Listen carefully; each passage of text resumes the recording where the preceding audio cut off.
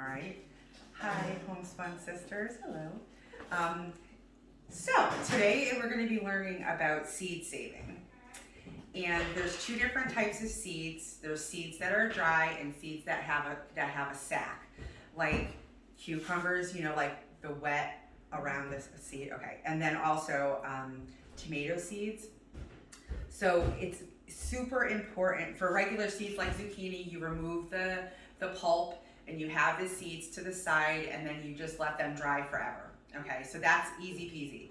But for seeds that have a sac, like cucumbers and tomatoes, what you're gonna do is first, like as you can see, this is an overgrown cucumber. And I missed some in my garden because I have a lot of cucumbers, but you wanna overgrow them because the more they're overgrown, the more the seeds are. So if you know you're gonna be saving for seed, don't worry about this happening, okay?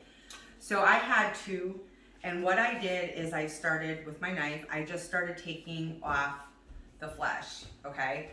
Some people cut it right down the middle and you have seeds that are nicked, and that's okay. So when you dry them, you can remove those seeds. I try, if I have a little extra time, to remove these pieces, right? So then you have like the inner part. You see, this is like really, really, really pliable. And then what do I do is I kind of use my fingers to open this up a little bit.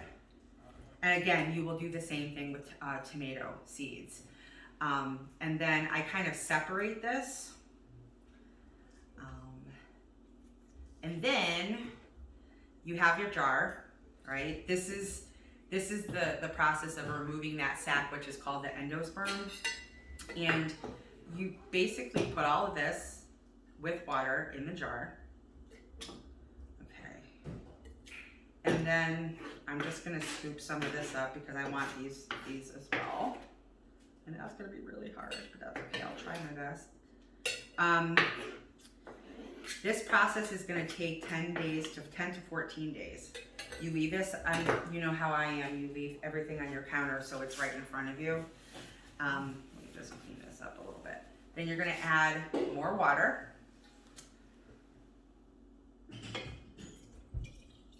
Just so everything is, the more water the better.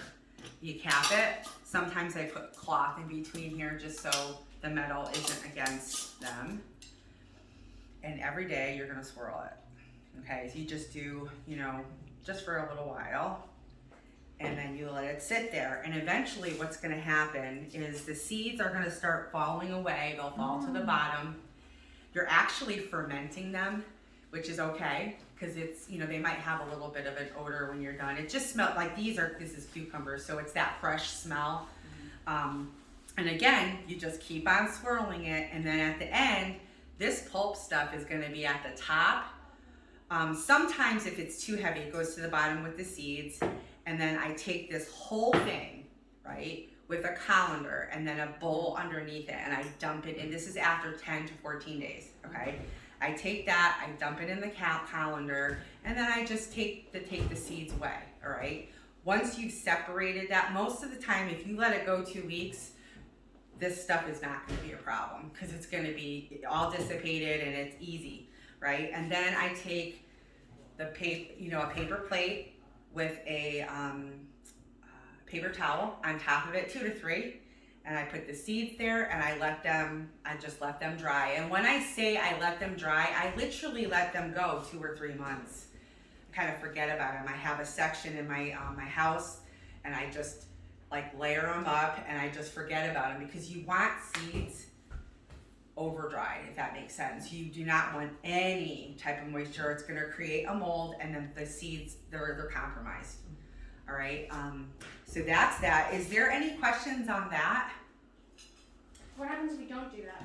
What happens if you just like take the cucumber pulp out and Right. put seeds on the side and let them dry out, and you don't do that part step? The viability rate goes down.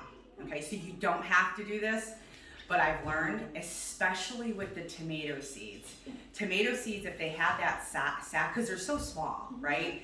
If they have that sac, then that sac tends to stick to the paper towel, and then you have like a problem. So you want to remove that, and then you'll be able to dry them properly. And that's kind of what I learned with the tomatoes because I was like, okay, why are my tomato seeds not working out? Like only 30-40% of them are. This is the reason why. You want to just remove that and then not have that problem. Colette. Because I did that with my tomato seeds. I smeared them on the paper towel, and then was hoping I could scrape them off. Or and what happened? Plant them I haven't done it. Okay. Or plant them in the ground with the paper towel. You could do that too. Okay. Yeah. However, now if you have 20 seeds stuck to one another, you're going to have 20 seedlings come up in the same area, right?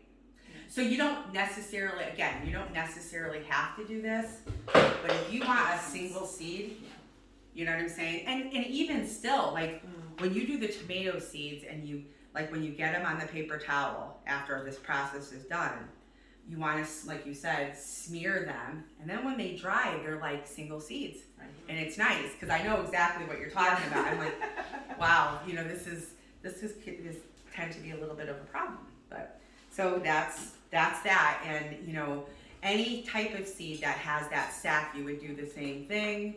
And again, Can you don't keep the have water? to. It just makes them more viable. Yes. Can you keep the water?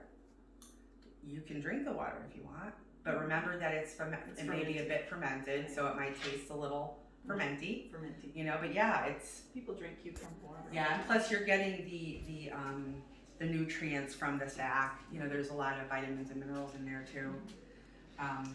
Any other questions? Yes, dear. Something like cantaloupe. Exactly. Well, they're stacked a little differently than those. Yeah. You do it with that too. The You same? can. Yep. It's And cantaloupe. squash. Like zucchini No, the or other. like butternut squash. Yeah. Yeah. See, now you don't necessarily have to do it. You can. It makes it easier. As far as like to remove, how hard it is to remove like a zucchini squash or a spaghetti squash. That pulp, it's very hard. It's slimy and it's hard to separate. So you can do that with the water, but you don't necessarily have to. All right. So it's also what's easier for you and what is the best way to have the seeds. So, any other question? Okay, well, all right, this is going to be the end of this video, and I hope you have a blessed day. Thank you. That's done.